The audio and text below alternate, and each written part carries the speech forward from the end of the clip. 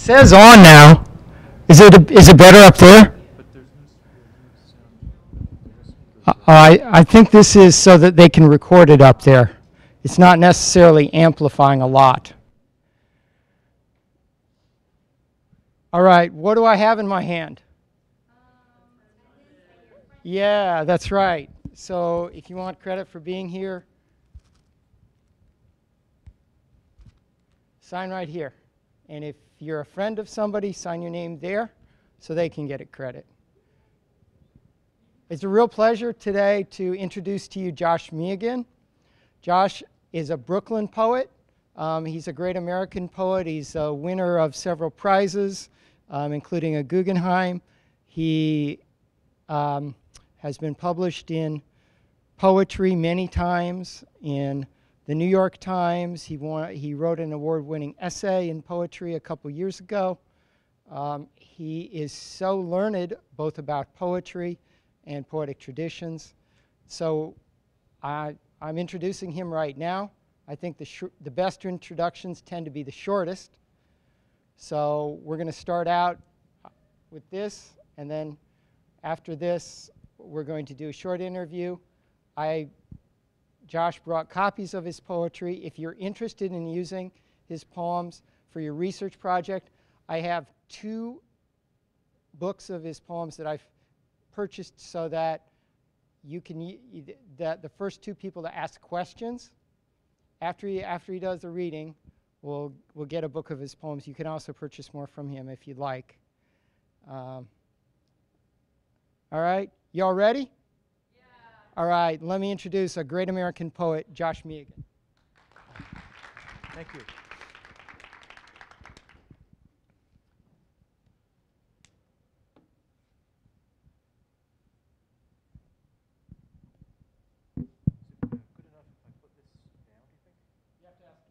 Is it good enough if I put this down?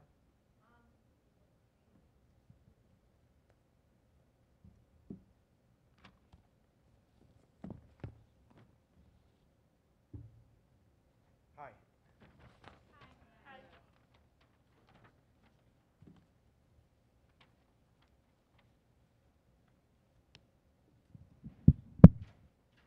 Oh, sorry.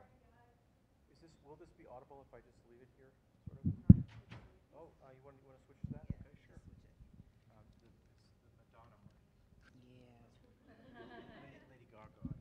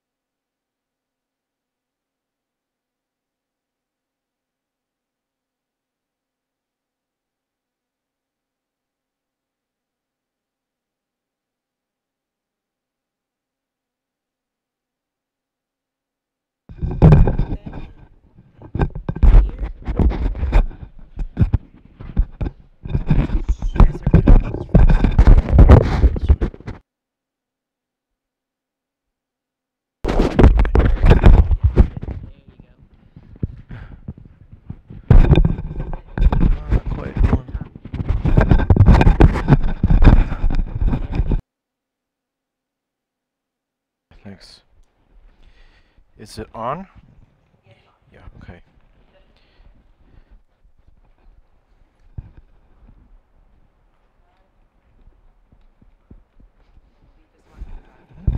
Okay. Thanks. Hi. I always feel odd with these, but we'll try to ignore it. My name is Josh. Hi. And I wanted to just say, before I start reading, thanks to Jeff, Professor Dr. Beck, and thank you to Keen for having me here. Thank you. And thank you all for coming. Thank you very much. It's a pleasure to read for you. Can you hear me? Okay. Okay, so I will speak up. I'll speak much. I'm going to push this forward. Maybe I should just keep going. Okay, I'm gonna put it right here. Is that okay? And that'll be it'll be a little louder. I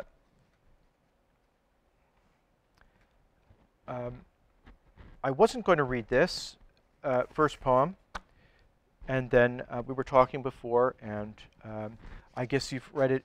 Some of you might have read it in class. It's called Here. This poem was a commission, and I'm really bad at commissions, so I wrote a few poems, and some of them were very bad, and there were two that I liked, and it was a commission for, I should say, for the New York Times asked people to provide poems on the theme of hope or change before the 2008 election, and so that's what this was about. I liked the other poem better, but they took this one. So, but I do like this poem, so I'm not reading junk to you, I hope.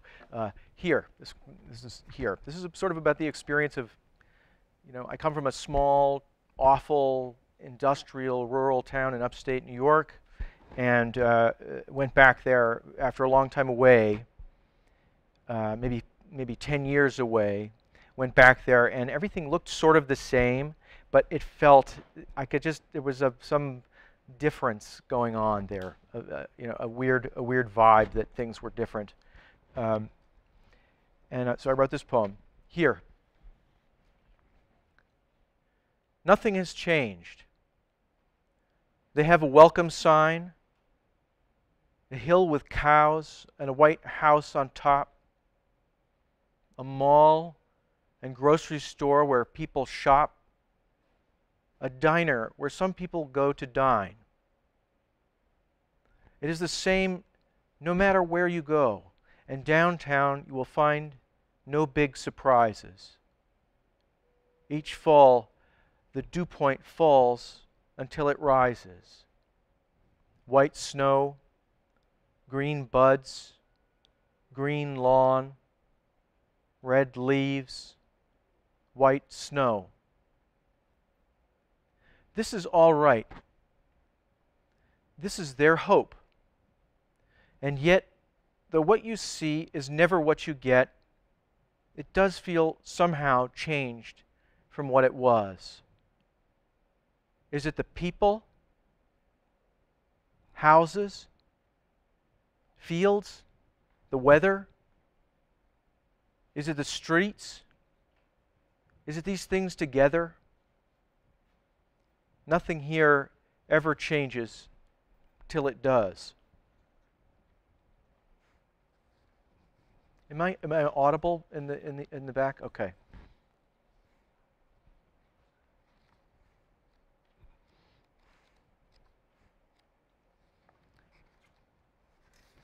A couple of years ago, someone I knew who was a real prick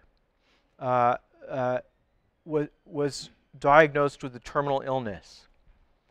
And that's always an interesting situation. Of course you don't want anybody to die, but it can be kind of a watershed for some people. Some people change when they're faced with death. He didn't die, and he wasn't changed by the experience. But this opportunity for introspection, well, he didn't take it, so I took it for him in this poem, which is called Believe It. Hard to believe that after all of it, in bed for good now, knowing you haven't done one thing of any lasting benefit or grasped how to be happy or had fun, you must surrender everything and pass into a new condition that is not night or a country or a sleep or peace, but nothing, ever. anymore for you.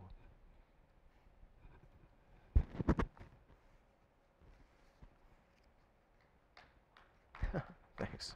Thanks. You can, that's very, very kind of you. Thanks. You could wait till the end unless you're really, really moved to applaud after a particular poem. Thank you. I appreciate it very much. Thanks. For the next poem, you just need to know. Does anybody know who Lincoln Steffens I should say.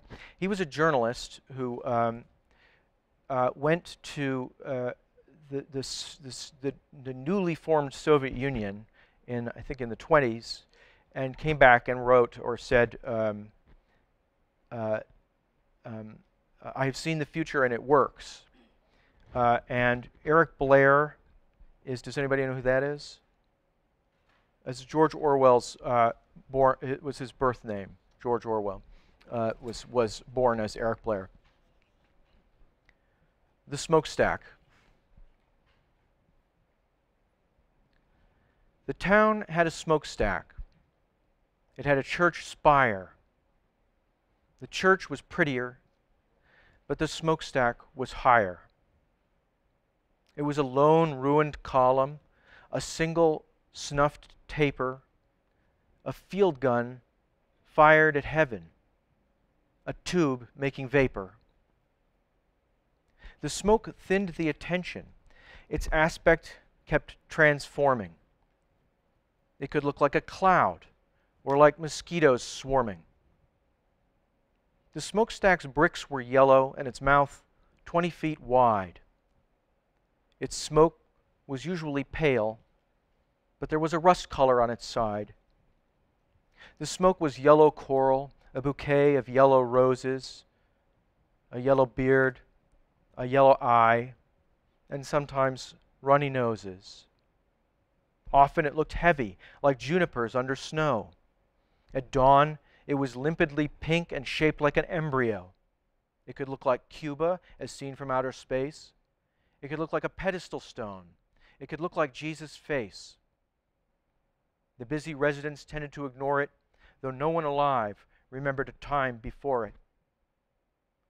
Sometimes it looked like ermine, sometimes like elderflower, sometimes it looked like a Persian cat, and sometimes like power. It came before Lincoln Steffens. It survived Eric Blair. It was older than stop signs. It would always be there, resembling a tuxedo ruffle or an elephant head or a balled-up blanket on a hospital bed. It stopped 3 times a year, but only for one day. Once, in the 30s, it seemed to die. Many families went away. But it stayed dead a week, and when it was resurrected, the sky turned black and then white, as if a new pope were elected. To labor, it looked like a witness. To management, a snitch. To both victim and perpetrator, it looked like getting rich. At the Chamber of Commerce on a postcard of the square, you'd find it in the background, diminutive, but there. On cool summer evenings, it billowed like azure silk. On cold winter mornings, it spread like spilled milk.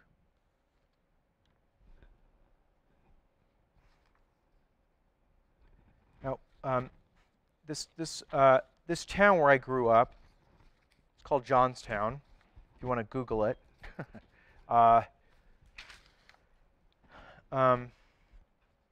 It was a lot worse when I was growing up there. Now you could drive through it and think it was pretty and that the people were nice. But when I was growing up, there was the main industry there, the leather industry, was dying. They were going overseas to the Philippines and China. So they started. There had to be new jobs, and something that there was an institution there for developmentally disabled adults called Lexington Center, and so there were a lot of developmentally disabled adults around the town. In the bowling,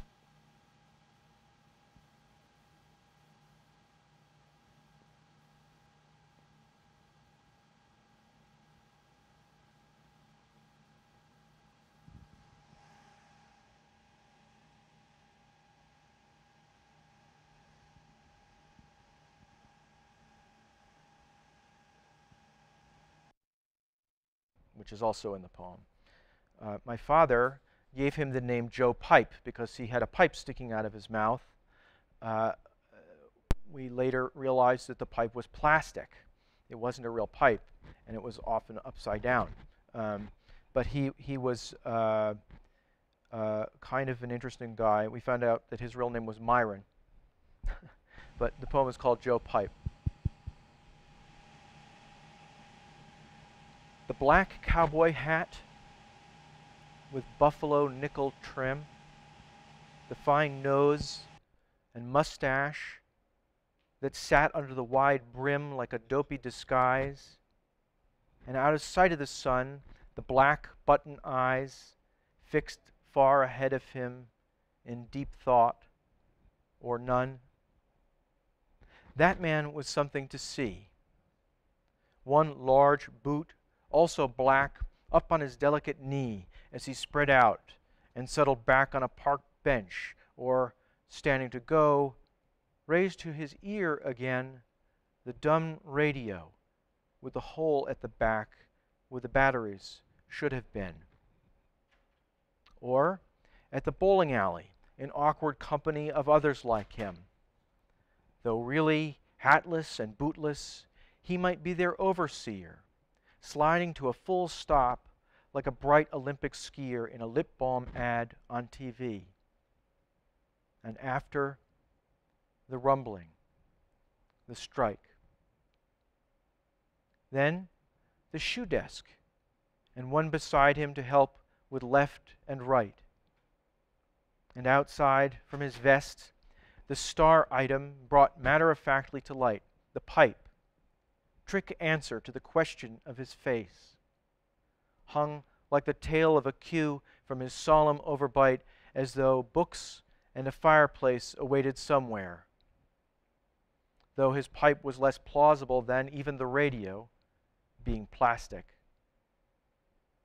Good if that man, who would have no spouse or car, could feel that a toy, along with the clothes and the boots that he wore, made him like other men. Also, he was not wrong.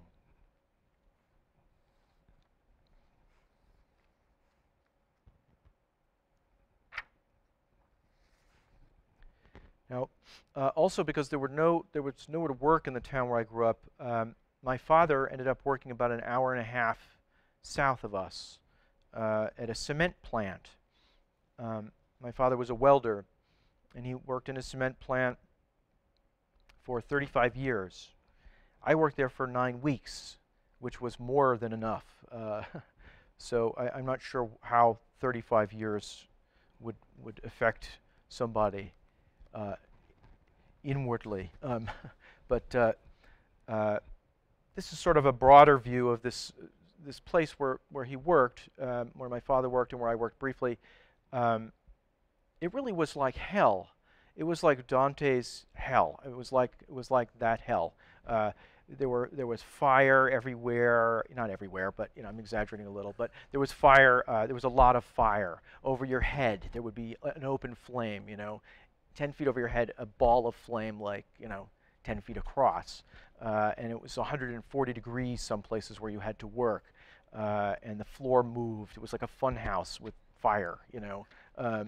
So it was crazy, and most people's jobs were really to just sort of fix things, because the whole place was like one big machine. And they just sort of put it there in the 50s or 60s when it was built, and then since then it's just fixing it every day. So this is called the cement plant. The cement plant was like a huge still nailed in gray corrugated panels and left out 45 years ago in the null center of a meadow to tax itself to remorseless death near a black stream and briars, where from the moment it began to breathe, it began falling apart and burning. But it still went, and the men were paid. The plant made dust, impalpably fine, hung in a tawny alkaline cloud, swept into drifts against millroom piers, frozen by rain on silo ledges. Dust was its first and its final cause. Pin-ups were traced on their car windshields. Dust gave them jobs and killed some of them. Late into evening, their teeth grated. Its product was dust, its problem dust. The thing was blind to all its own ends but the one.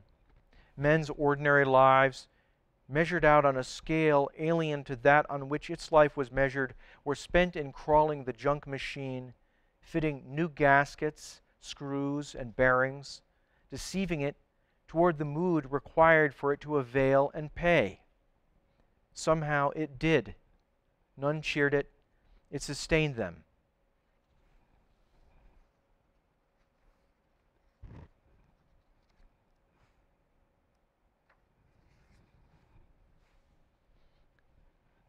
Fire safety.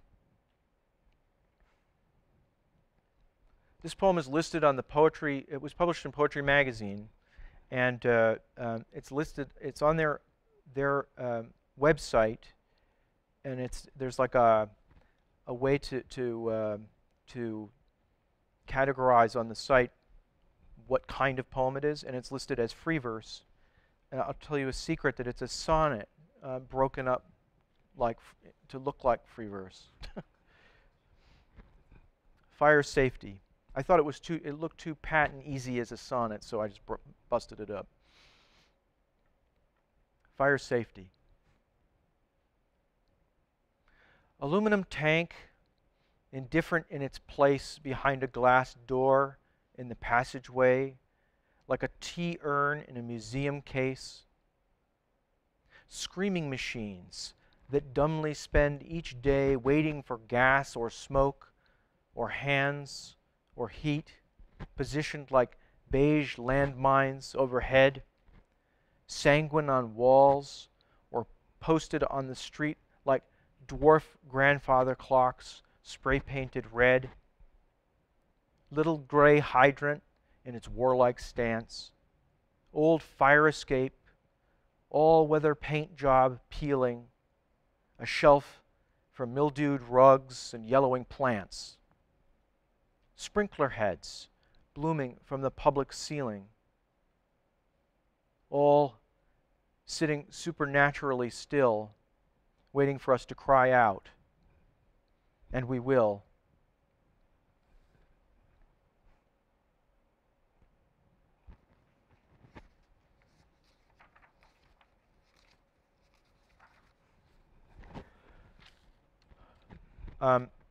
Every fall, where I grew up, there was a fair would come to town, and it was really sleazy. It was a really sleazy traveling fair. You know, I don't know if you have fairs around here. Maybe do you have it like an agricultural fair? You know, where you go and it's like an Elvis impersonator, and there are some farm animals, some pigs that you can win if you get a bill and a milk, that kind of thing, and it was actually frightening to go there sometimes. So, or I thought so, but it was also exciting. This is the fair. The fair rolled into town surprisingly intact, like a plate, unbreakable because it has been dropped and glued so many times that it is all glue and no plate. The fair was no fair, but oh, it was a thrill. The fare slid into town just as a clown slides into pants. The fit was loose but right. The sheriff had a job directing traffic. The barber was the sheriff for a night, and people paid to see a human ape. They frowned to find her happy and alive. The fare spilled into town like a box of tacks. Later that month, in with the rest at church, where people no one knew, though none could tell exactly who was who.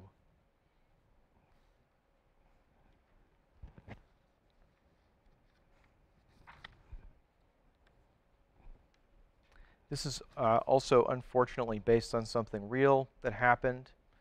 To a girl a few years ahead of me in high school. This poem is called Down in the Valley.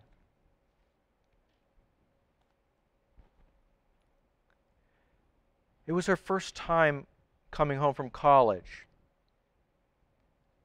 She headed downtown for a drink or two. Her girlfriend went home early. That was Christmas. Now, under sapling pine trees in the clearing, snowdrops are coming back to their old places. They had been gone a lifetime. Now they stand poised like a choir on the verge of singing. Nature is just. There's nothing left to fear. The worst thing that can happen happened here.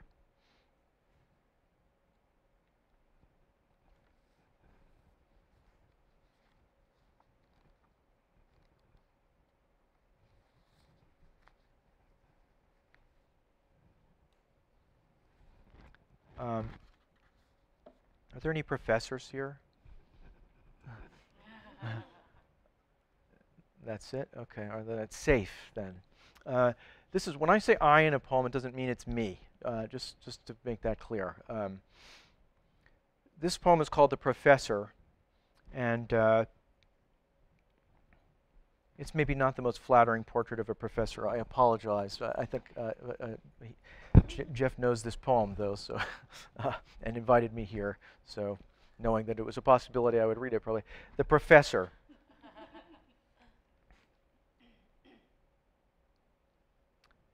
I get there early, and I find a chair. I squeeze my plastic cup of wine. I nod. I maladroitly eat a pretzel rod and second an opinion I don't share. I think, whatever else I am, I'm there.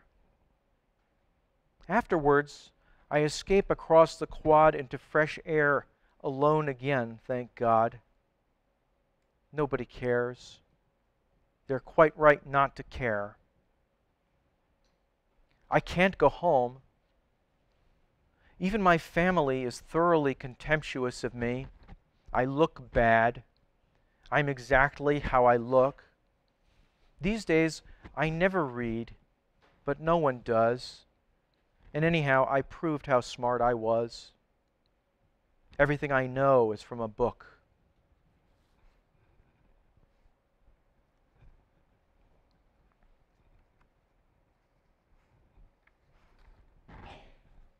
Gesundheit. Mission is in the title of this, and that refers to the Bowery mission on Bowery in Manhattan. And before the Bowery was filled with you know, a long time ago. Now it's a very trendy place, obviously. But a long time ago, it was filled with people who were homeless and hungry and maybe had problems with, alcoholism. A lot of, there's a famous collocation, Bowery bum. That's what you used to call homeless people. Who were living on the Bowery and maybe who were, had some problems. There's a movie called On the Bowery, which was a very strange movie made in the 50s, in the middle of the 50s, using, it's part documentary and part drama. And so some of the people, some of the people are in it are not actors. Some of the lead, actors in it are not actors. They're homeless people. It's a very interesting movie. It's not, you might not think it was very well acted, or directed, some of it, but it's very interesting. And there's a scene in it that sort of made me think, or that struck me. And this never happens. Writing poems takes me a long time usually, even short ones. This poem really just kind of happened. In the movie theater, I sat there and wrote, half of it. Heard at the men's mission. When I say Raphael in this poem, I mean the angel, not the painter. And that's about the only explanation you need. Heard at the men's mission. How many sons of bitches no one loves, with long coats on in June and beards like nests, guys no one touches without latex gloves, squirming with lice, themselves a bunch of pests, their cheeks and noses pocked like grapefruit rind, fellas with permanent shits and yellowish eyes who, if they came to in the flowers to find Raphael there, could not be otherwise, have had to sit there listening to some twat behind a plywood podium in the chapel in a loose doorman suit the color of snot, stock still except his lips an Adam's apple, telling them how much Jesus loves the poor before they got their bread and piece of floor.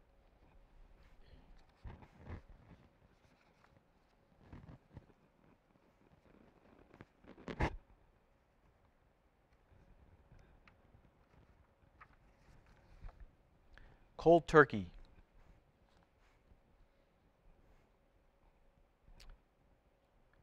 Everybody knows what that means, right?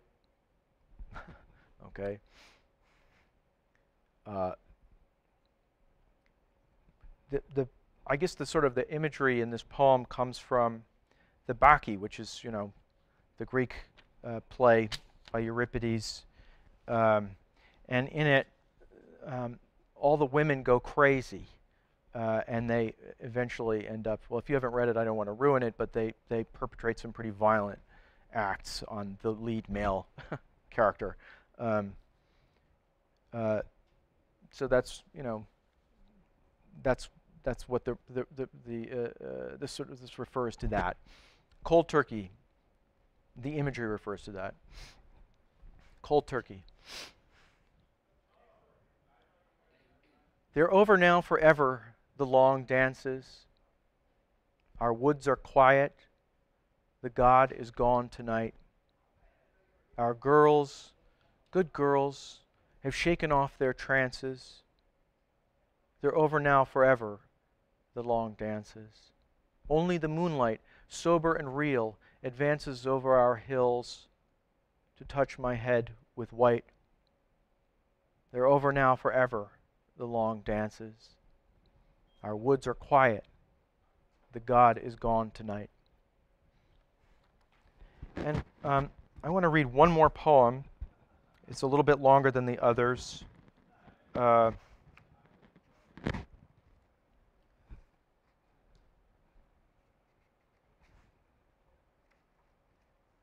Maybe you read this one too, I don't know. I think you said maybe, possibly. This is called The Orange Bottle. This poem is about somebody who doesn't want to take his medication, his medicine.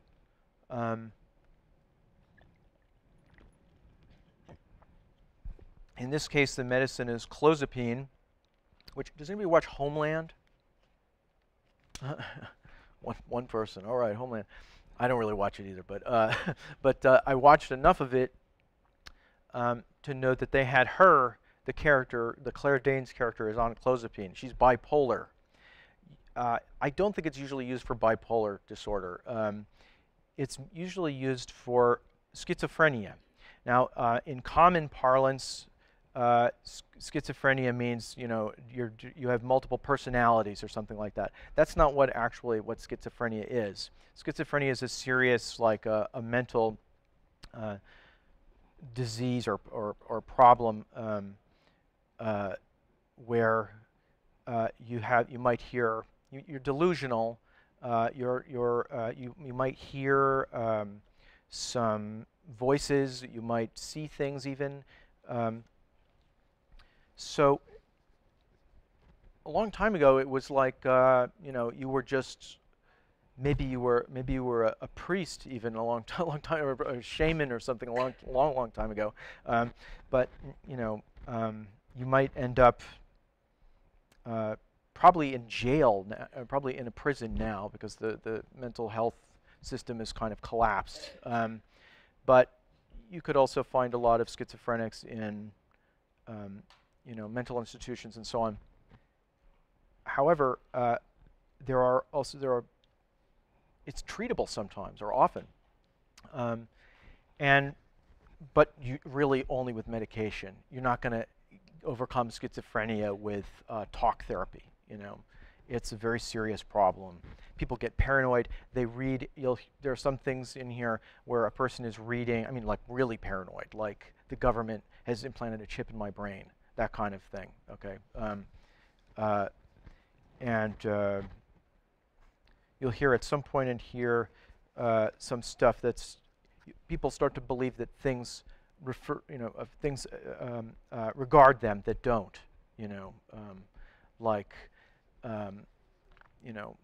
My mother actually knew somebody who we didn't know was becoming mentally ill.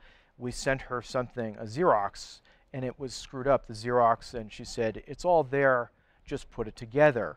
And the woman took that to mean something, much more serious. That line is in here, actually. So you'll see how I use it in here. The lead character of this is a man. I've known, for some reason, quite a few schizophrenics. So this is a composite. The character is male. The orange bottle.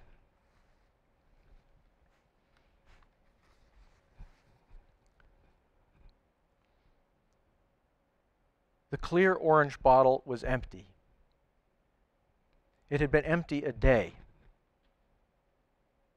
It suddenly seemed so costly and uncalled for anyway. 2 years had passed. They had passed more or less the way years should. Maybe he'd changed. Or maybe the doctors had misunderstood. It was June. The enormous elm tree was green again, and the scent of hyacinth reached through the window and followed wherever he went. And the sky was the firmament. His life was never better.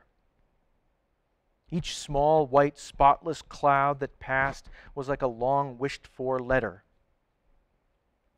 But then he remembered his promise. It came like a mild cramp, and it sat there all day in the back of his mind like a gas bill awaiting a stamp. He saw 3 faces that Sunday: mother, sister, niece, all with the same kind, brown, scared eyes that brought him no peace. The sidewalk sparrows were peeping. His whole house smelled like a flower. But he remembered his promise. The drugstore said 1 hour. Back home again, he was tired. The label said caution, said warning. He left the clear orange bottle on the lip of the sink till morning. The insert said warning, said caution. The insert said constipation. It said insomnia, vivid dreams, and hypersalivation, and increased urination and a spinning sensation. It also said night sweats and agranulocytosis, and strongly suggested a full glass of water be drunk with all doses. The insert said all this. The insert he never read, but he didn't have to read it to know what it said. The bedroom was calm with moonlight, and the breeze through the screen was cooling. Through the elm leaves, the shivery light on the wall came like quicksilver, pooling. But just before 5, something woke him. A close whisper, or maybe a far cry. And the bedroom was queasy with light the color of lapis lazuli. He lay there listening hard till 6, till 7, till 8. At 9, he remembered the bottle.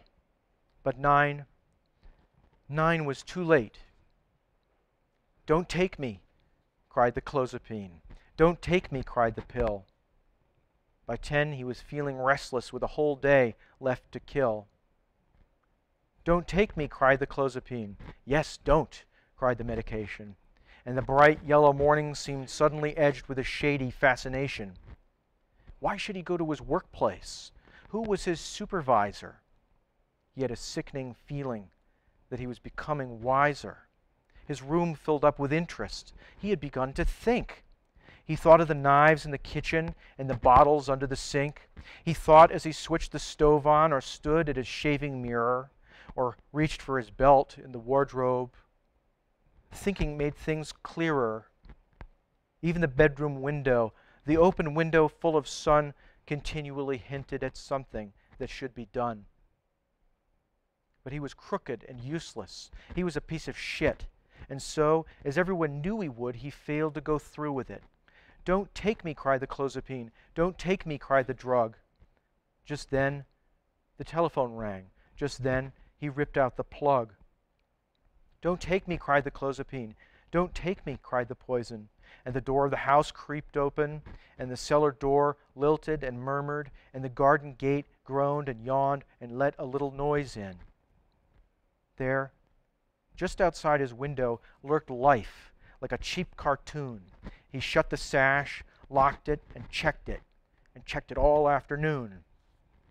He lowered the blinds on that world, no longer an agent of it, but then, with one finger, pulled down a slat and set his eye above it. At first it was grimly amusing. At last it was grimly grim to watch all those hunched, hurried people who made like they weren't watching him. The neighbors were thinking out loud. They knew he was no fucking good. So he slumped on a stool in the corner like a bad little snaggletooth should. They called him a dirty pig and laughed and said he shouldn't exist. Sometimes they made a tisking sound or oinked at him or hissed. They hissed that he was to blame for everything and everyone knew it, and that if he weren't such a pussy he'd know what to do and he'd do it. He lay on his side on the rug, unable to move at all, except for his big right toe, which dug and dug at the wall, which dug at the wall, which dug. "Don't take me," cried the clozapine. "Don't take me," cried the cure, and they begged him to sew his mouth shut just to make goddamn sure. "Don't take me," cried the clozapine. "Don't take me," cried the poison, and the gate to the wicked city gaped, and the gates of the temple screamed and screamed, and the gates of the garden groaned and yawned, and the gates of the ziggurat gabbled in grief and sucked all life's sorrows and joys in. His thoughts were advancing like wolves.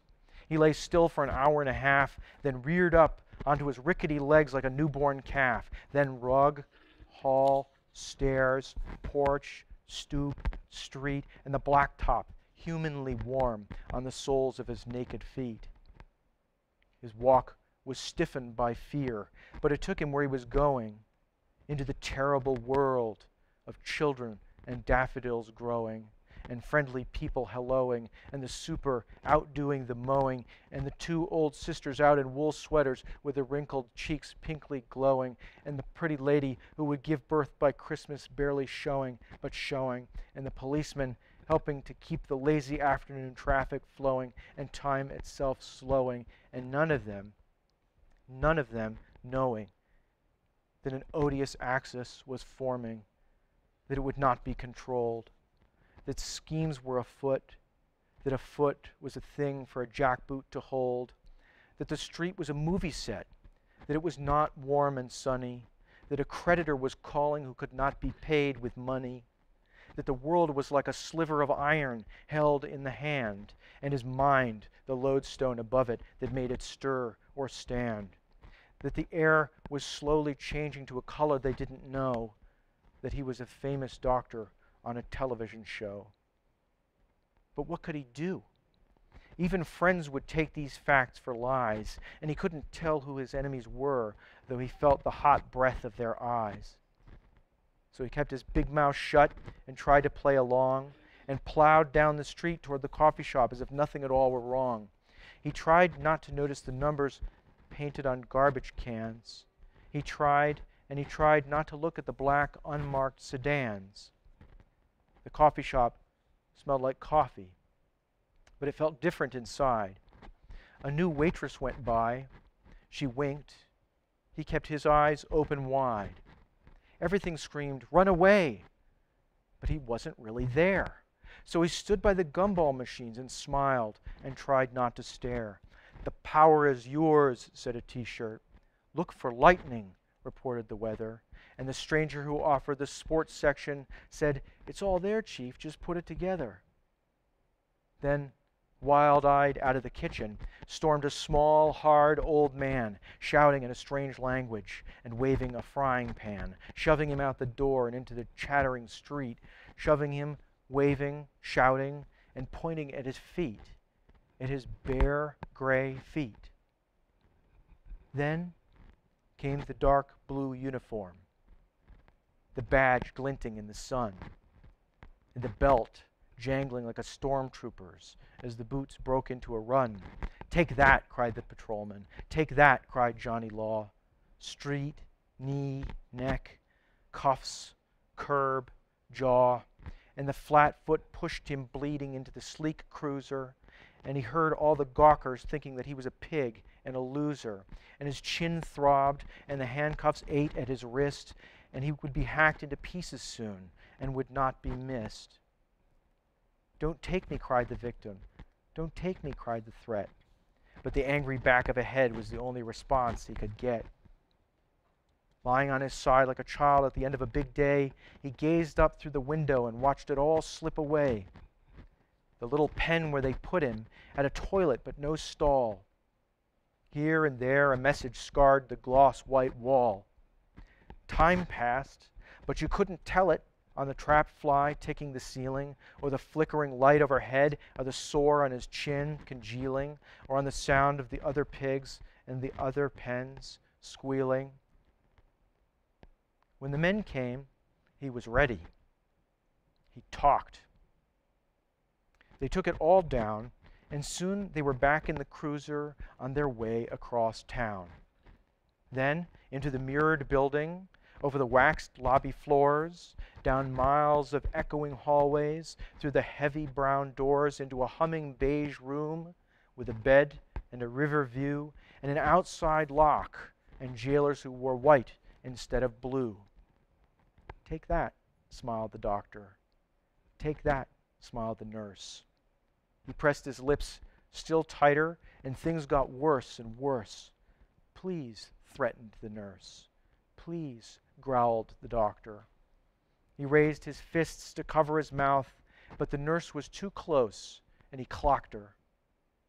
Now into the room came the big men, who did not clamor or shout, but pinned him with ease to the bed, strapped him down, and went out. And the doctor was there again, trailing a spiderweb of cologne, and the doctor told what would happen next in an expert monotone. And the nurse took a needle and emptied it into his arm, and they both left, content that he could do no more harm. And he fought, and the straps cut his shoulders, and he gnawed at his lip, and it bled, and he held his bladder for 3 long hours, then shivered and pissed the bed. When the doctor came a 5th time, it was long past dawn. "They'd found him a room," said the doctor, gently restraining a yawn. The next 2 days were sleep and words through a fine white mist. Then he woke inside a machine whose motion he couldn't resist. "Tick-tock," said the clock. "Creak, creak," said the bed. "Drip, drip," said the sink. "Throb, throb," went his head. "Ho-hum," sighed the night nurse. "Heh-heh," said the sicko. Why," screamed the patient. "Howl, howl," cried the psycho. "Wolf, wolf," cried the boy. Gooble gobble, sang the freaks. Saw, saw, cried the king. Tick-tock went the weeks. Bang, bang, said the TV. Teeter-totter went his brain. Click, click went the checkers. Pitter-patter went the rain. Bring, bring, said the payphone. Snip, snip went fate.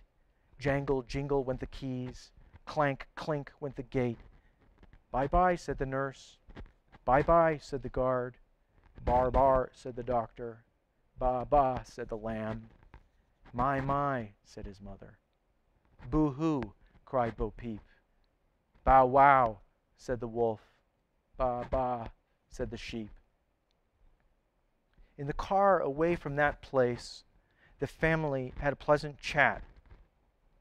He seemed fine again and humble, though his speech was oddly flat. He said that the halfway house where he would be residing was located on a quiet block and had green vinyl siding. There, he met new people and watched the television, which did not watch him back or speak to him with derision, and he performed certain tasks meant to teach certain skills, and he got small checks from the government to pay his enormous bills. Each night, he fell asleep, and each morning he got up, and he washed down his medicine and squashed the paper cup, feeling in all much better, more in touch with common sense, and also slightly bored by the lack of consequence. And the church bells rang, and a dinner bell tinkled, and the school bell tolled and called all the good girls and boys in, and all of them brought all their toys in, and all of them swallowed their poison. Thank you.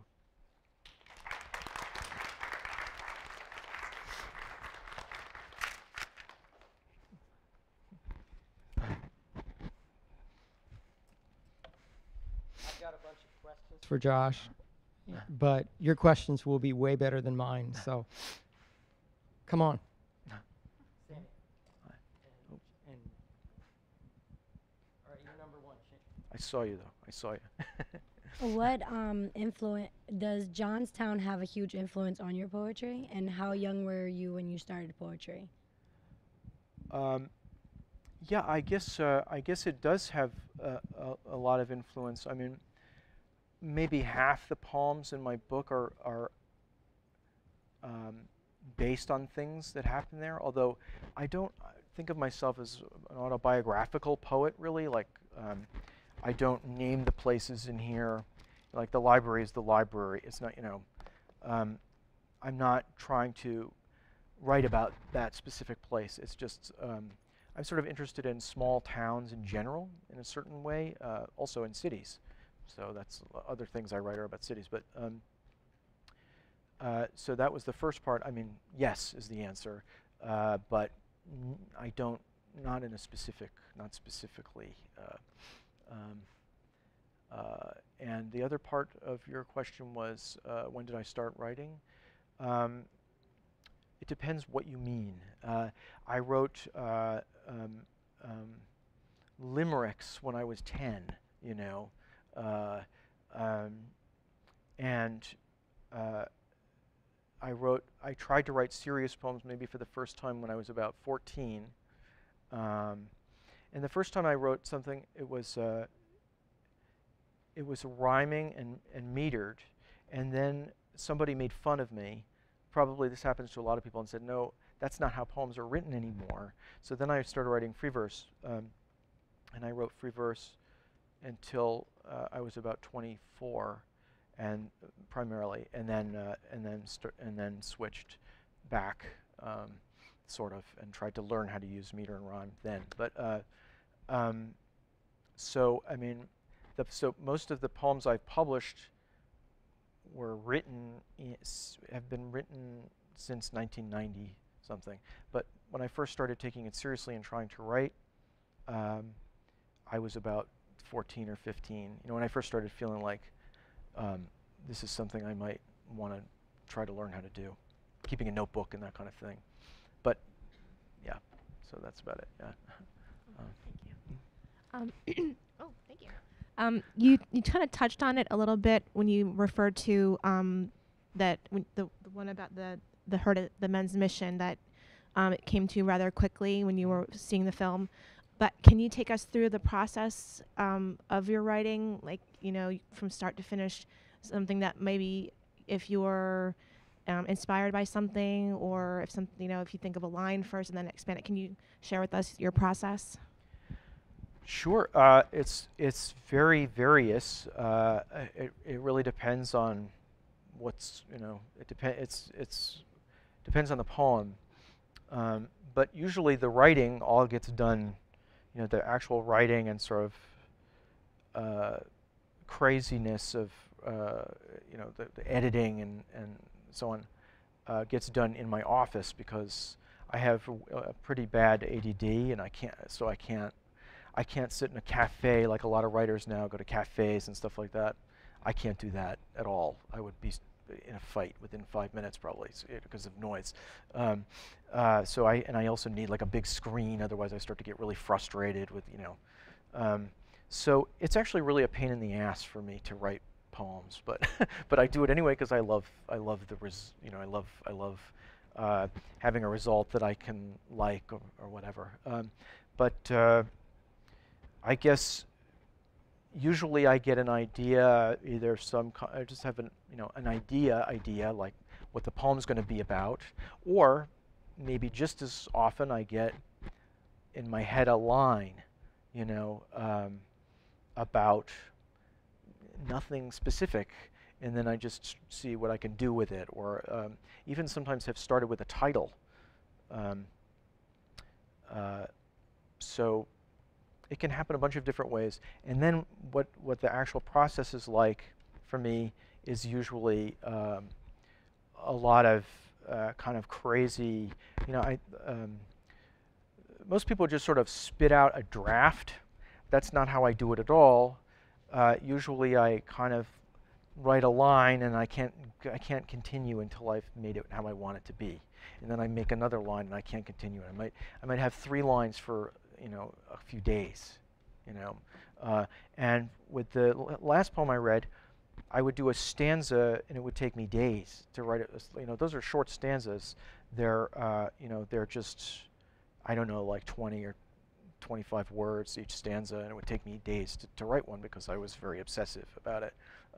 It's also, rhyme is difficult, so, you know, there's that. But usually there's lots and lots of kind of cogitation and crazy, you know, too much kind of intense thinking about things, probably. I don't know. It's not fun, actually. It's not fun. I'm not saying it's like, you know, working in a cement plant, but it is also not like a pleasure,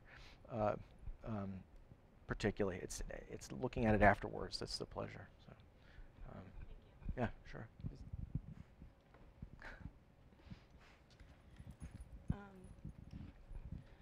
So for the last poem you read, the whole time I was listening to it, I was wondering, how did you get yourself into the headspace to write something like that? Well, I'm being recorded, so I have to be careful. No, well, you know, like I said before I started reading it, I had numerous friends who had psychotic episodes, you know, episodes where they did not know reality from, you know, not reality. I don't know if this is because I went to a school where the arts were a bit, you know, I went to Purchase, which is State University of New York, Purchase. A lot of the, you know, the programs there that people go for, like art, theater, and so on. So maybe, you know, maybe there's some connection. I don't know. But a lot of people there. Also, it's about, you know, the age when most people, if they're going to become schizophrenic,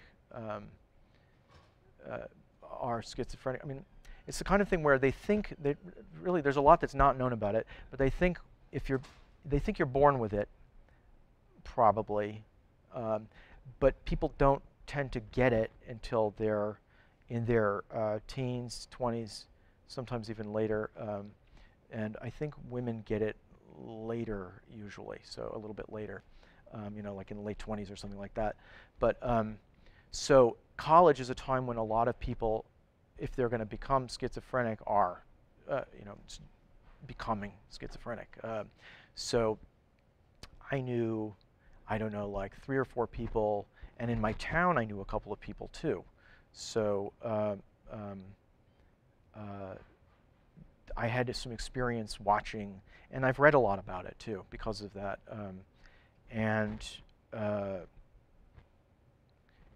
I also take medication for mental stuff, not schizophrenia, but for other issues, and so I understand that in a small way that kind of connection with medication and not wanting to take it, and what happens, the kind of line that you have to walk between taking medication and the bad side effects, or not taking medication and often the worst side effects. So does that answer your question? Okay. Thanks. You mentioned that when you were younger, when you started, you were doing more of the rhyme in the meter, and then until you got made fun of, and then you switched to free verse. Which do you prefer writing, or which do you enjoy more when you're writing? Do you When I'm enjoy writing? more writing the free verse, or do you enjoy more writing using the rhyme in the meter? Well, I guess I was always pretty. I haven't written much free verse in a long time. So I mean, I've written some that. It's funny. The definition of free verse has changed, kind of. In the early 1900s, some things that were considered free verse would be considered verse now. But mostly free verse doesn't have any hint of a regular pattern in it, or rhyme. But T.S. Eliot rhymes often as free verse. A lot of people rhymed their free verse. So you can have rhyme free verse. When I write something that I think of as free verse, it's not. There are like 2. Maybe I don't even know. I'd have to look in my book. There might be like 1 or 2 things like that in here. And in my first book, there were 1 or 2 things. So I really haven't published much that I think of as free verse. But if I think back to when I used to write, what was very definitely kind of like the free verse that you get if you open a poetry magazine now, that type of free verse, I didn't enjoy writing any more than I enjoy writing this, because I was still sort of obsessive. It's like, I could say the same thing about prose, about writing an essay. I just spent like a week writing an essay, and I really thought I was going to have to go check myself in somewhere because I was losing my mind trying to get it right. So it's always not an easy thing. But what do I enjoy to read more? Was that part of your question? Well, I guess I don't know.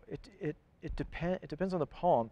I think there's a lot of bad stuff on both sides of that particular fence, but I guess a lot of the poets I like are dead, and they wrote just verse. They didn't know that free verse existed. A lot of my favorite poets, but some of my favorite poets also write free verse. I don't know. I mean, it's a very complicated discussion, and I don't want to be boring and teacherly. But okay, all right. I like both if they're done well. That's the answer. Yeah.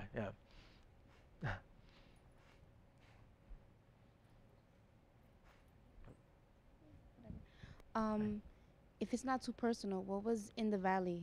What happened to the girl in the valley? In the valley? Yeah, down in the valley. With the girl in the poem? Yeah. Well, what happened to the real person that sort of gave me the idea for the poem is that she was raped and murdered. But I don't, necessarily mean for people to have, both of those things in their head when they're reading it. There's a reason I didn't say specifically, but you could, you could read either or both of those into it probably. Whatever is the worst thing, that you can imagine. I saw you. I don't know what your name is. She was first, actually. She raised her hand first. So I'm going to give her a book. Sorry.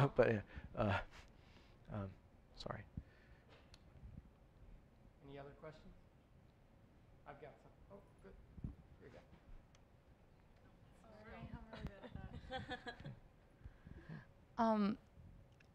go. This is just a question.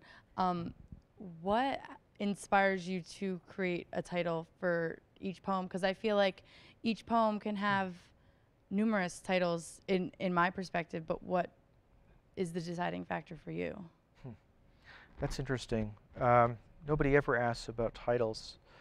My titles tend to be fairly intuitive. Like the obvious title for the poem, maybe, like, I have a little 8-line poem about, or 6-line poem about a library, and it's called The Library. The smokestack. They tend to be like that. I guess I like those kinds of titles because part of it may be some weird kind of reaction I have, partially this, a reaction I have to kind of kookiness that's going on in poetry since I've been writing poems. So I mean, I don't want my poems to be like I don't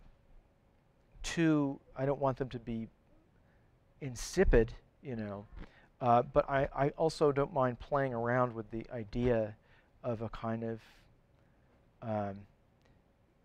very basic title, at least.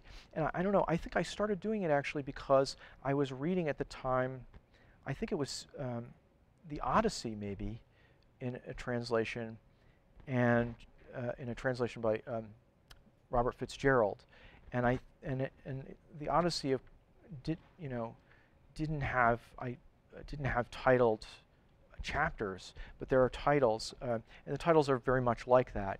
Like I can't remember any of them, but the blank, or very simple kind of basic titles, and that appealed to me. So that was 25 years ago, but yeah, so I started writing poems with titles like that.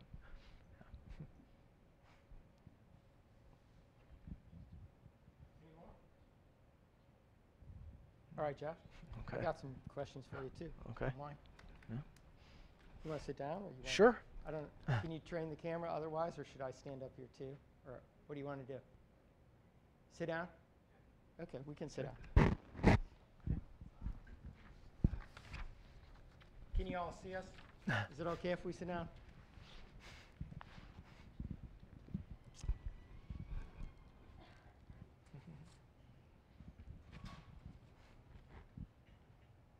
All right, Josh.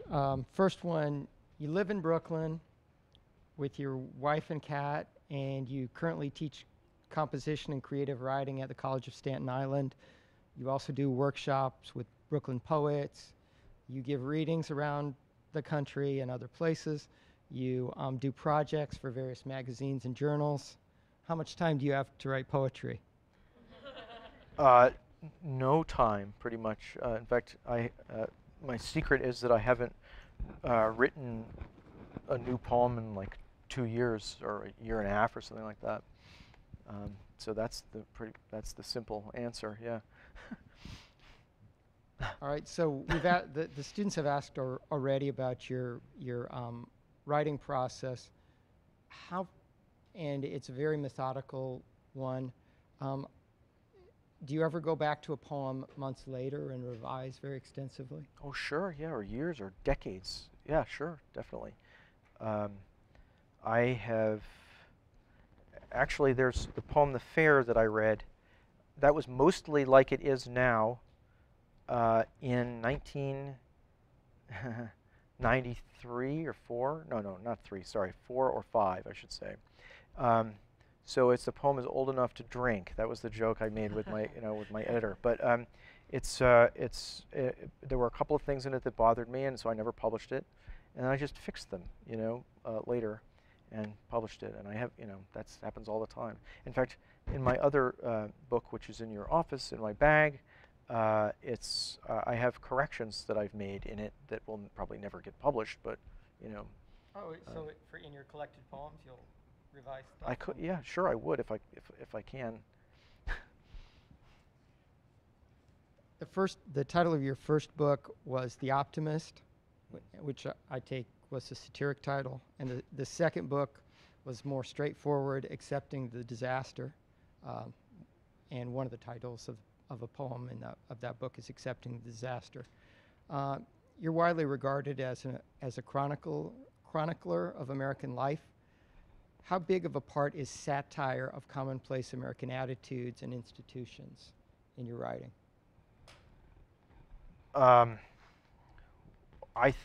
It's a big part, I think. I don't, satire often there's a kind of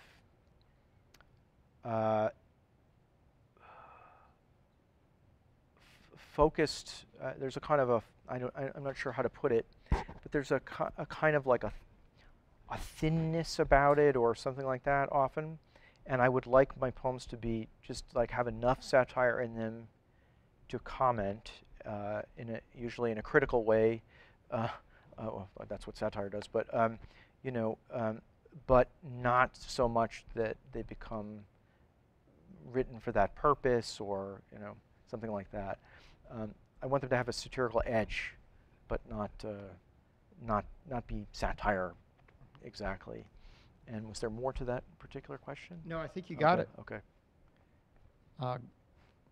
Gregory Orr in the American Poetry Review described 4 temperaments in any poet's work. He described them as story, structure, music, and imagination.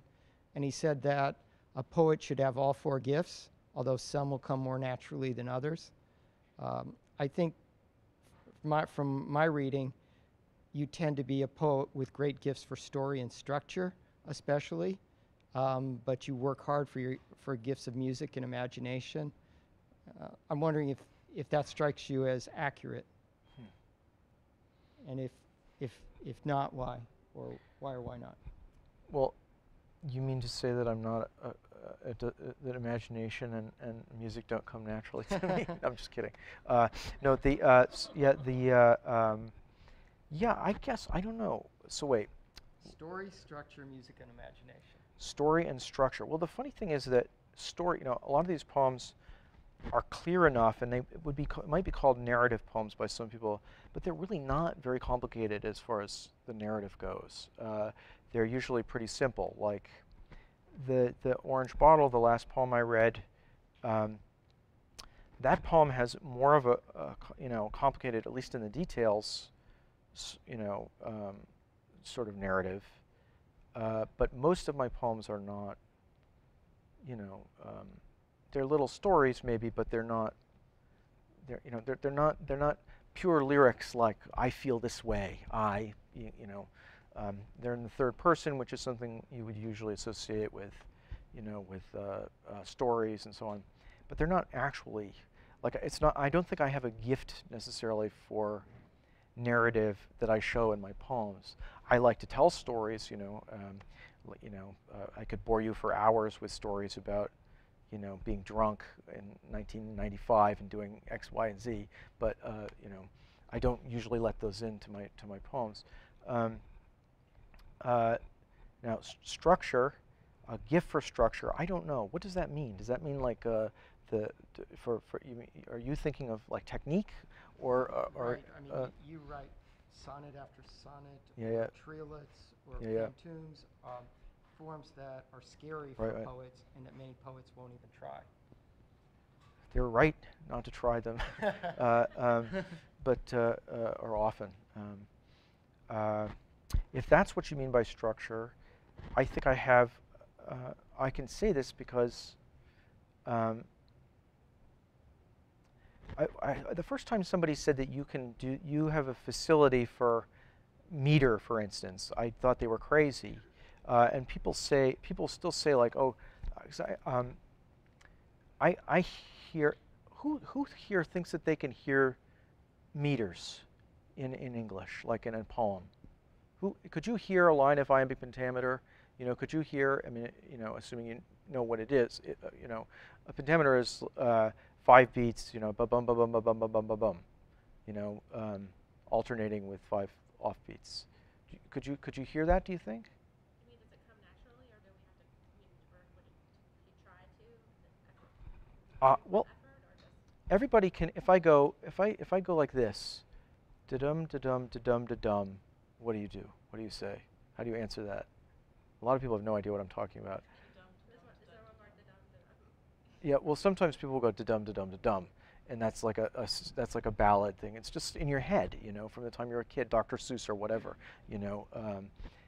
Or you can hear, you know, if you hear like hip hop, you know, is four beats, you know, like rapping is 4 beats, you know, per line. And then a rhyme or an off rhyme, you know. So everybody has this in their head. Pentameter is less, is subtler, and if it's not rhymed, people will have a hard time hearing it often. So people would tell me that I had dog ears because I could pull pentameters out of things that were like a kid at Dunkin' Donuts saying, you know, I come, I do my work, I leave, that's it. That's a pentameter. I heard a kid say that at Dunkin' Donuts. I hear it all day long. So whenever somebody says this stuff is not natural, I have, you know, a list of 1,000, you know, things that I've heard people say that are, you know, idiomatic English iambic pentameters. But it's just, that is maybe something you have to learn, but the other stuff you can just hear. So it's kind of not, you know, like four more symmetrical lines you can just hear. Especially if there's rhyme involved. So I always feel funny about, you know, thinking of myself as having some kind of a skill for structure or something, or for meter even. It's just what it is with something like iambic pentameter is, it's a skill that nobody has anymore. They just haven't learned how to do it. It's like if I was one of 30, you know, people who was, you know, doing ballet, and nobody else did ballet or something like that. Everybody else was doing modern dance, and then people, you know, started telling me, you know, that I had a special secret talent from God or something. You know, no, it's just that I learned how to do that thing, you know, and other people don't because it's out. That's all. But so this is a diversion. If I start talking about this stuff, meter, I won't go back to whatever we were talking about. So, but structure, like a special skill for it, I don't know. I don't know if I do or not. I feel, well, maybe a special skill now that maybe my father doesn't have, who's not a poet, you know, but not a special, you know, it's like a special talent necessarily, you know. Pattern recognition, I do have pattern recognition, but you know, that's probably a lot of people, you know. Then okay, I won't spend so much time on the others. The others are music. You mean like just the sound, like like alliteration, like phrasing, the kind of music of phrasing, and so on. Well, I think a lot of the music of poetry, or of poetry that's verse, comes from the verse. So I would include that in the second part, I guess, and say that one of the things I'm proudest of is that. So if that's included in the things that don't come naturally to me, then I would argue with it, say it does. And then the fourth one was imagination. You know, metaphor and figure, imaginative figures and so on, they're very important to me. I try to use them sparingly because I saw them being overused when I was a kid, like 20, 20 to 25. It seemed like every poet was just, every line was a new simile, some extravagant, crazy simile. Like the ones in my poem, The Smokestack. Those are, I allowed myself to be totally extravagant in that poem. But most poems, fewer than that, I try to use, because they kind of defy any sense of reality or verisimilitude or whatever you want to call it. So those are my relationships to those four things. Sorry, that was complicated. Someone you want to say something and see if Josh knows the meter of it? Yeah.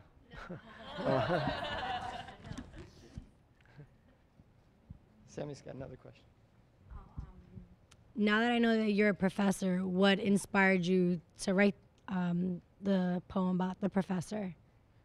I'm not actually a professor. I'm an adjunct assistant professor, I think is my title. I'm not sure what my title is. But what that means is that I'm like a contract, or not even like I'm like the bottom of the professorial totem pole. And I guess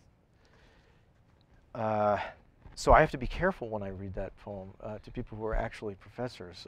Actually, most people probably, just on the street or whatever, would think, I teach in a college, therefore I'm a professor. So they would call me the same thing, and I have a lot of the same traits that I'm thinking of when I thought of that character, or lifestyle kind of things. I don't know.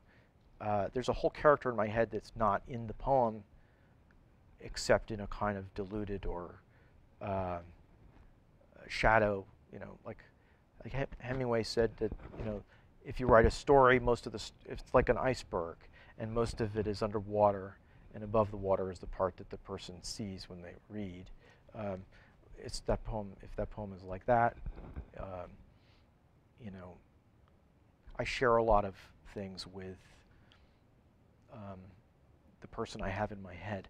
Although I can go home, unlike the professor. And I'm not. My life is not. This is an exaggeration, but I have problems with academia, and so I kind of wrote this thinking about the problems I have with academia and academics. So it was not. I was not thinking of myself particularly. So I have to be careful. I'm not being careful right now. Sorry. Many American poets will trace a kind of genealogy from current poetry back through Ezra Pound or William Carlos Williams, Wallace Stevens, to Emily Dickinson and Walt Whitman. What I notice in reading your poetry, that it seems to have a different kind of genealogy that maybe goes through W.H. Auden, William Butler Yeats, Keats, Shakespeare. Is that correct? And how does an American poet, if that's true, telling American stories, have that kind of poetic genealogy? Well, I like the poets that you mentioned, Auden, and who else? Auden, Yeats. I like Yeats. I like Yeats less than some people, but I like Yeats a lot. Keats I like. I have my own weird, if I had to come up with my own kind of genealogy or something like that, of people that I look back to, or through, going all the way back or something,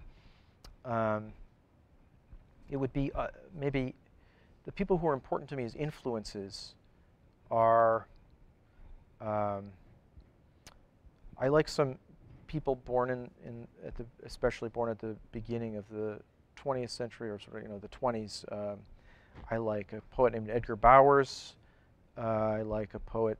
I like Donald Justice, and a little bit before that, I like a lot Gwendolyn Brooks. Has been a very big kind of influence on my poems, and I also like Auden. But then going back from there, it gets hairy. But there are a couple of people. you know, I feel like whenever I get reviewed, people want to talk about the same two people. People always bring up Robert Frost and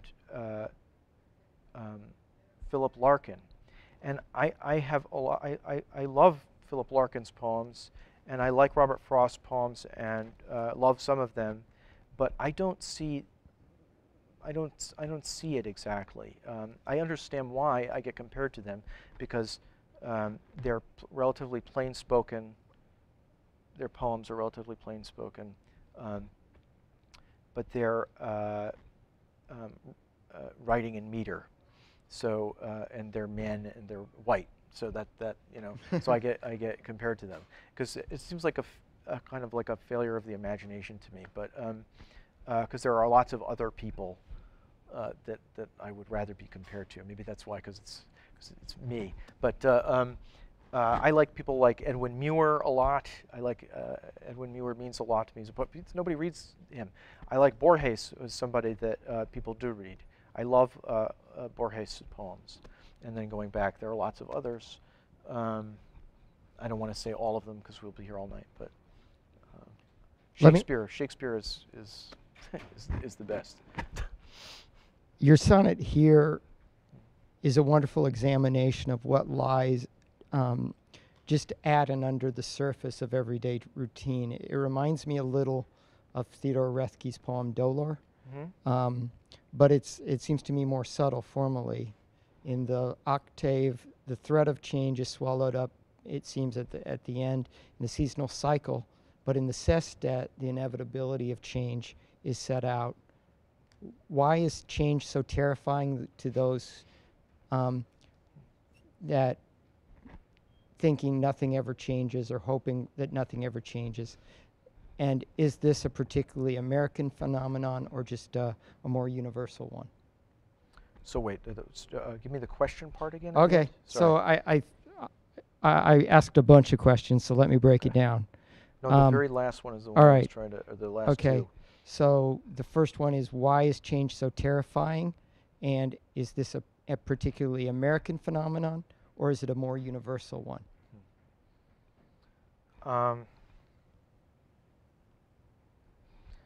Change being terrifying.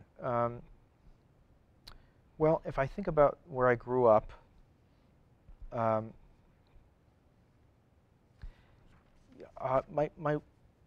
wife and I have this kind of private language where we talk about sameness people and otherness people, which is kind of it's kind of a joke. We got it from a therapist that one of us knew who used to use these words, but they turn out to be really useful.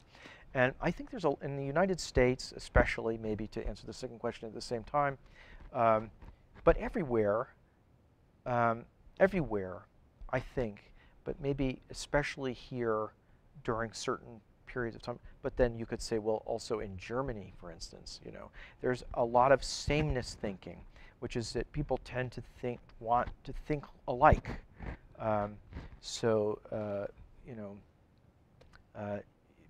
No one is going to buck a trend in the town where I grew up. If you don't play football and you don't get drunk after the football games, and you don't believe the way that they believe in the town, and so on, you will end up as a complete outcast in that town.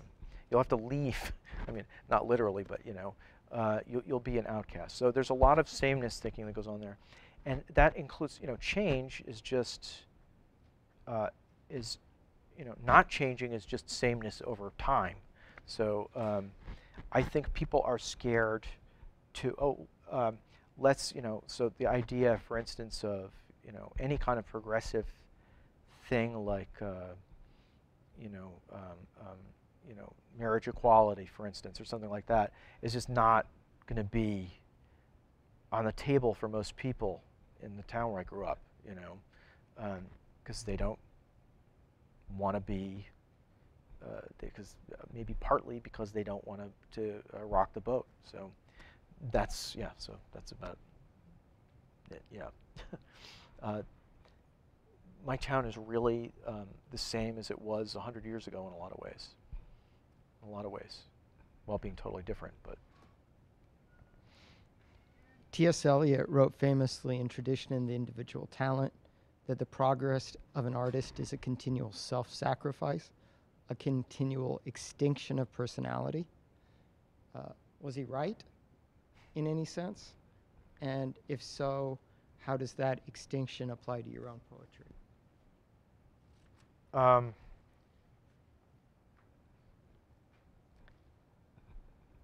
Well, first there's the self-sacrifice part. Well, can I hear the Sure, quote exactly sure. again? The interesting. progress of an artist is a continual self-sacrifice, a continual extinction of personality. It seems like self-sacrifice might have just become sort of hardened in a different, slightly off meaning from the way he's using it. But I mean, now, you know, but yeah, you know, the idea. Eliot's an interesting guy. The idea, it seems, since Romanticism, of a lot of people, or maybe before that even, has been that you know, that it's that you're sort of, I don't know if this is how he means it exactly, but the you know, that you're sort of, that it's all about the self somehow, and you know, getting yourself out there and so on. And I think it is in a certain way. I was actually thinking about this in the car on the way here. I think a lot of people become writers because they get on a track because they want to satisfy their egos, you know. I could say that this was the reason I wanted to be a writer. I thought, oh, I can get people to listen to my bullshit if I just, you know, if I can just like pretty it up a little bit and make it interesting and so on and say what I think, and hopefully I turned it into something less selfish, you know, starting about 20 years ago. Like, you know, maybe it doesn't have to just be about my ego gratification, but I also think that Eliot had the right idea there, if I'm understanding it correctly, in that really it's about making the reader feel something or get something, or having, you know, you have a kind of power as the writer over the reader, and that can be thrilling and exciting, but the reader, the reader is also has to be made to feel something, and so you have to work hard, you know, and the hard work does definitely result in a kind of self-sacrifice, or what's the second turn of phrase? More Continual extinction of personality. Yeah, yeah. So, Eliot defined the tradition as an ideal order of monuments. Do you tend to think of poetry in that way, as an ideal order of monuments, or if not, how do you think of poetic tradition? Gee whiz. I don't think of it as an ideal order of monuments. I do. I can picture it as a kind of I could like picture it as a field with monuments in it, I suppose. But I don't know. No, I'm not. I mean, this makes me think of Harold Bloom, actually. I see a lot of value in those kinds of ideas about, you know, influence and so on. But I have a more. I tend to. A lot of. Please don't take this. Don't be insulted by this. But I tend to think that a lot of kind of ideas that come out of, you know, literary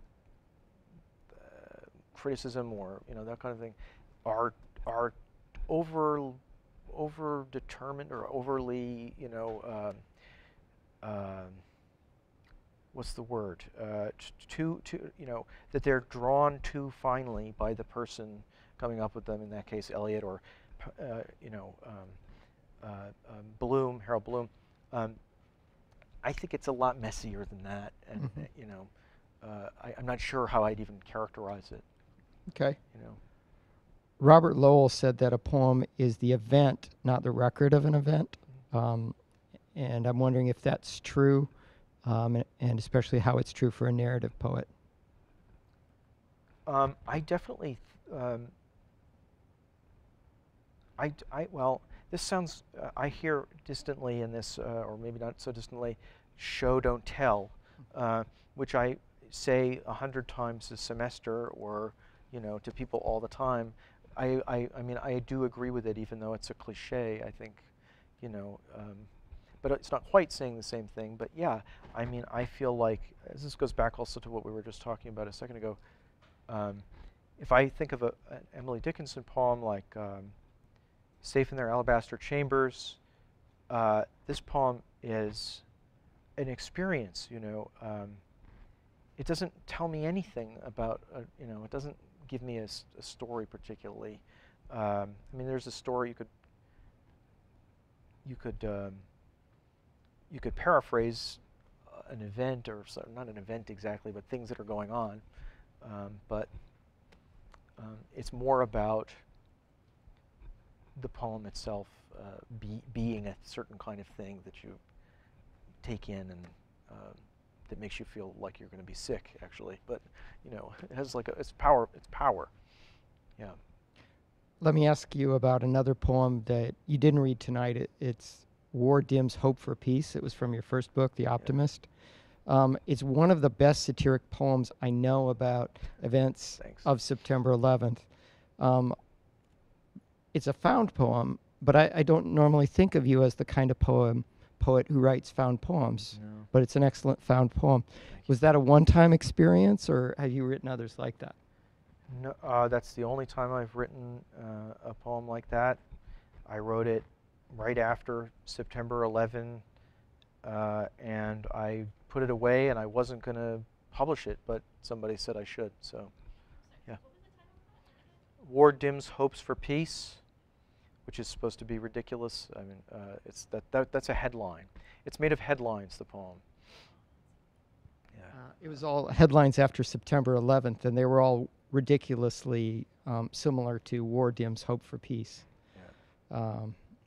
So it's a poem worth reading if you're interested in that, found poems, and especially responses to September 11th.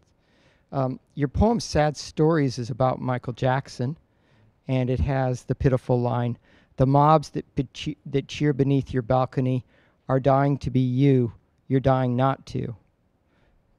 There's an underlying irony in the poem that announces no one is special, but we're interested in Michael Jackson because in some ways he is. I'm wondering if you can say more about that irony. In some ways he is. He is special. Yeah, he's Michael Jackson. He's not. Oh no, but he died. He proved my poem correct by dying. Yeah, I mean the poem is not an elegy. Actually, it was written before Michael Jackson died, but I mean it was a good bet that he would die someday. I didn't know it would be so soon.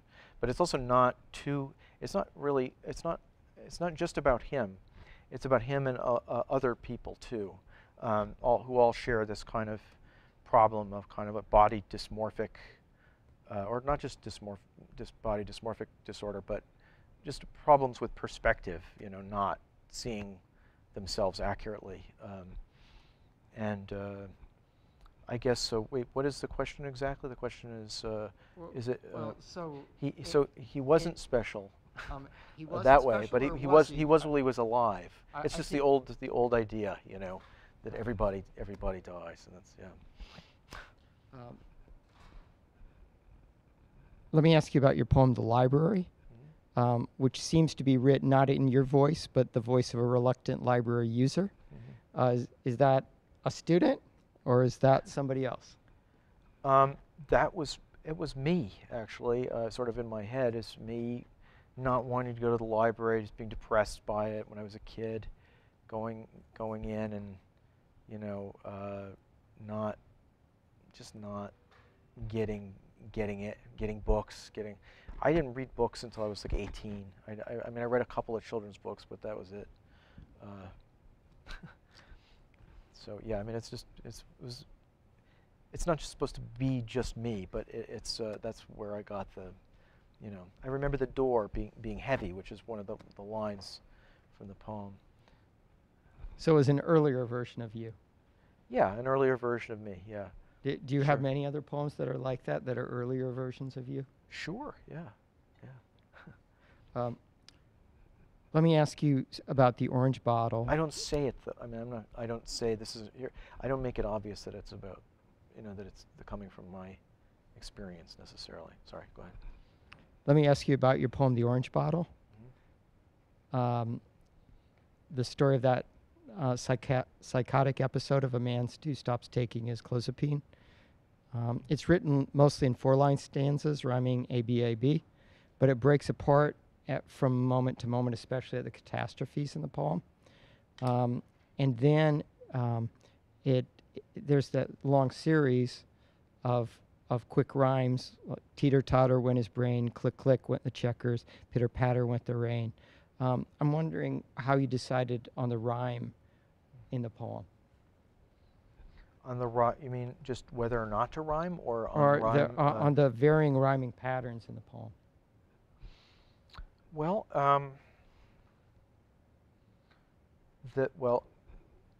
the main stanza is 3-beat lines, 4 3-beat lines, rhyming. There's no rhyme with the first and the third, and then there's the second and fourth rhyme. That was my first idea. This is what I'm going to do when I write this poem. I'm going to write, and then I don't know what happened. At some point, I started writing longer stanzas that were more kind of relentlessly rhymed, you know, rhyming, and just playing around with it. I just played around with it, and it sounded good to me, so I kind of did it that way. And then certain points, like there's a point where there's owing, showing, growing, those rhymes over and over again, and the lines are not regular. They're not regular in the same way, anyway. They look like free verse, and they're freer. They're a little freer. Those lines,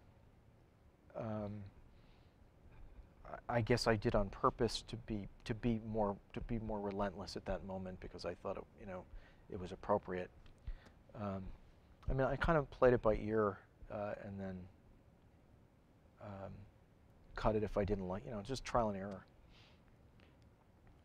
In your award-winning essay, I Thought You Were a Poet, you write, poets seem almost required to manifest some degree of psychic disturbance, whether as a true affliction, a poetic persona, or a pose. So if that's true, who requires this, and where does that stereotype come from? Oh boy. Well, who requires it? I mean, it would be easy for me, especially, to blame it on modernism or postmodernism or something like that. But it's not the fault of modernism or postmodernism. It's not, if you want to call it a fault. I mean, you could say it's just an overemphasis instead of a fault. By this, I mean, when I wrote that, I'm thinking of the fact that, I mean, does anybody here read poetry? Yeah, on your own. Who do you like to read? Really? Emily Dickinson? Oh, great.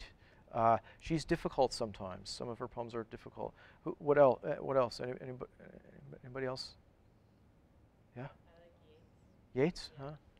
Cool. Yeah, Yeats can be dense and weird, but you can kind of, a lot of poetry now, how come you're not saying like, there's a lot of poetry now that is very difficult to understand. In fact, you could say it's not even meant to be understood, you know.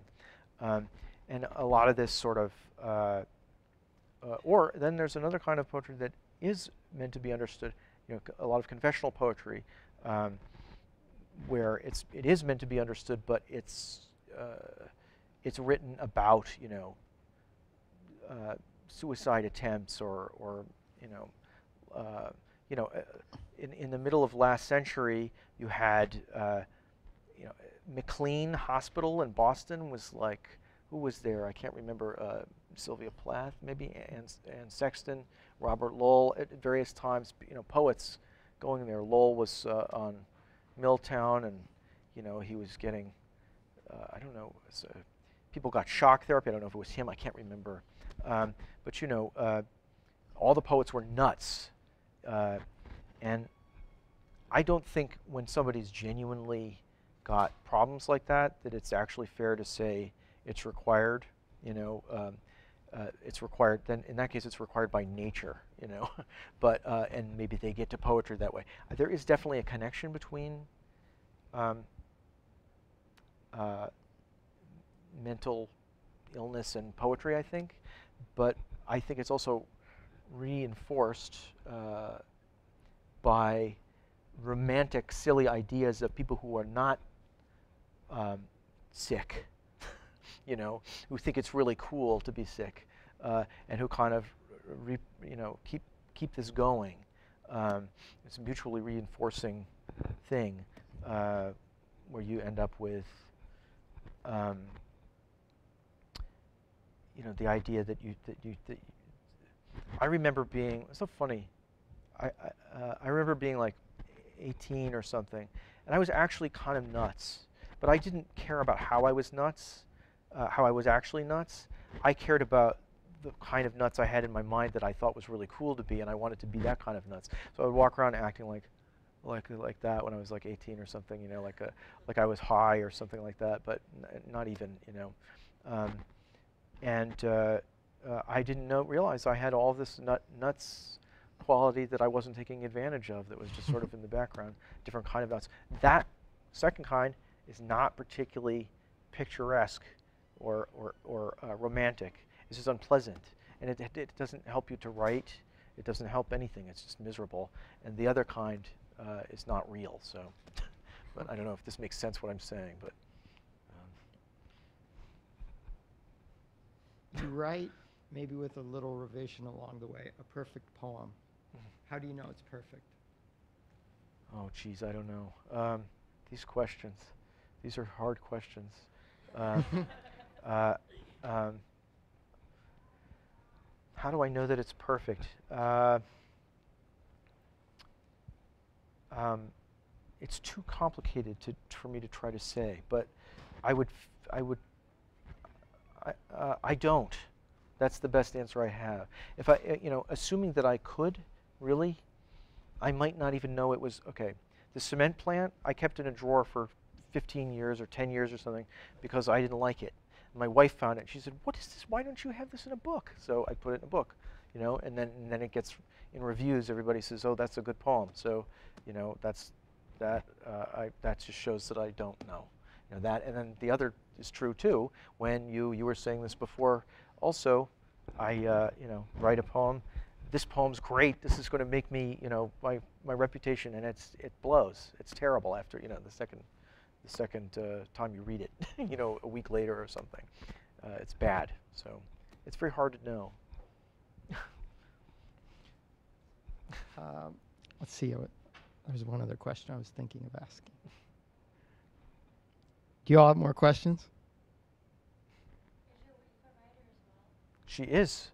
She's she doesn't have any books out, but she's written a couple of novels for, like, what's the right way to put it? I guess, like, you know, young teenage group, whatever it's called. I can't think of what it's called. I'm going to get in trouble for not remembering what it's called. But, you know, like 9 to 11, say, for one of them, and 11 Tweens? to 13. Yeah, she wouldn't use that word probably, though. That's why I was avoiding that word. But yeah, Yeah, novels, like, chapter books for kids. And, yeah. So, yes. I met her because she wrote poems, but she got smart. She quit writing poems. She started writing fiction instead. All right. Oh. Yeah. It's kind of short. What was the promise in the orange bottle? To keep taking the medication that kept him sane, or relatively sane. Also, in the orange bottle, the last line, I'm very interested in reading first lines and last lines of poetry. Your last line was, "The kids drink poison." Mm-hmm. And why did you include children in that? Because, I mean, you're talking about medication, but I was just curious as to why you brought the children in as the last final thing to say. This is the kind of question where I don't want to answer at all, but I will try. I'll just say something, and I hope I don't sound like a cagey jerk for putting it this way, but I'll just say they're not necessarily actual children that I'm talking about. It's just a kind of a metaphorical way of putting it. So it's just, is that helpful at all? Maybe not. I don't know. I'm not saying literally. I'm not saying literal children literally took poison. You must have heard the phrase, what's your poison, or that kind of thing. That's what I'm going for with the poison part of it. So, and it's about medication. So that's that. And then the children part is just sort of, shouldn't be taken too literally. That's all. No, yeah, I understand that. I'm just saying, why did you put that at the end instead of like more in the middle? Like, why was that the last line to write? I'm gonna let you, if you choose, think about it. that's Okay. Yeah. No, I don't mean to say you must think about my poem. If you want to, never think about it again. But I just mean I don't want to explain my own poem. That's all. Yeah. I don't mean to sound like a jerk. Sorry. Okay. Does your process differ when you're commissioned? Oh God, yeah, definitely.